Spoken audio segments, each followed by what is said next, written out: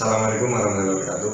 Saya Kurniawan, mahasiswa dari STKIP Muhammadiyah Kuningan, PCKR Karyawan semester 2. Di sini saya ingin mempresentasikan makalah tentang pendidikan sebagai hak dan kewajiban semua warga negara.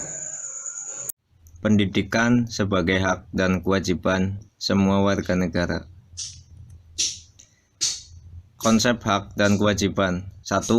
Hak adalah segala sesuatu yang pantas dan mutlak untuk didapatkan oleh individu sebagai anggota warga negara sejak masih berada dalam kandungan. Yang kedua, kewajiban adalah segala sesuatu yang dianggap sebagai suatu keharusan atau kewajiban untuk dilaksanakan oleh individu sebagai anggota warga negara guna mendapatkan hak yang pantas untuk didapatkan.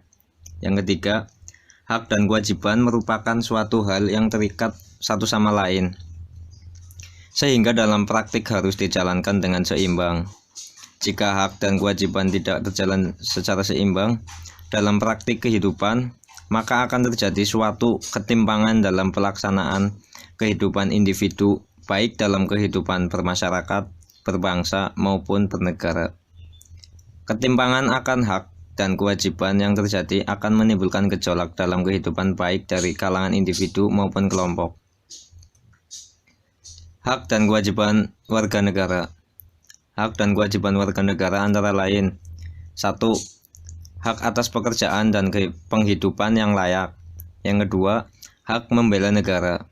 Ketiga, hak berpendapat. Keempat, hak kemerdekaan memeluk agama.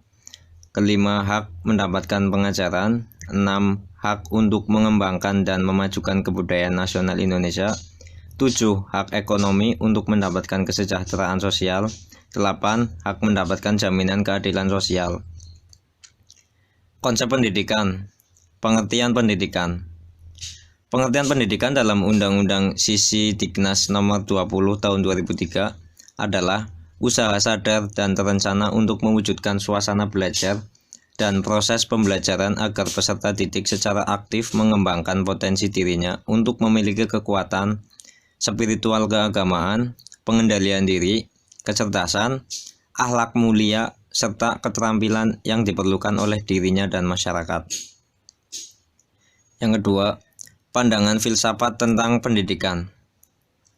Pendidikan dalam pandangan filosofis di sini adalah pendidikan merupakan suatu sistem yang dalam pelaksanaannya perlu menggunakan filsafat sebagai acuan dalam penyelenggaraan pendidikan.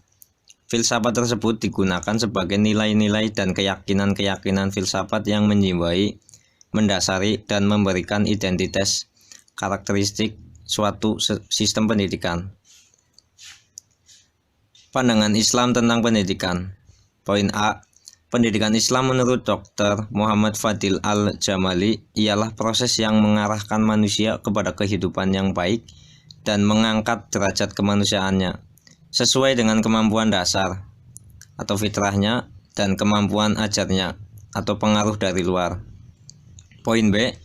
Pendidikan Islam menurut Profesor Dr. Umar Muhammad Al-Taumi Al-Saibani ialah usaha mengubah tingkah laku individu dalam kehidupan pribadinya atau kehidupan kemasyarakatnya dan kehidupan alam sekitarnya melalui proses pendidikan. Demokrasi pendidikan.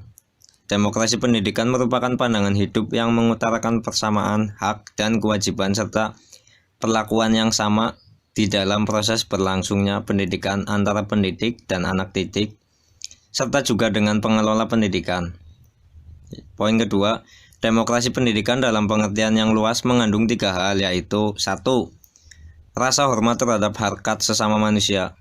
Yang kedua, setiap manusia memiliki perubahan ke arah pikiran yang sehat. Yang ketiga, rela untuk berbakti untuk kepentingan dan kesejahteraan bersama. Prinsip-prinsip demokrasi dalam pendidikan. 1. Menjunjung tinggi harkat dan martabat manusia sesuai dengan nilai-nilai luhurnya. Yang kedua, wajib menghormati dan melindungi hak asasi manusia yang bermartabat dan berbudi pekerti luhur.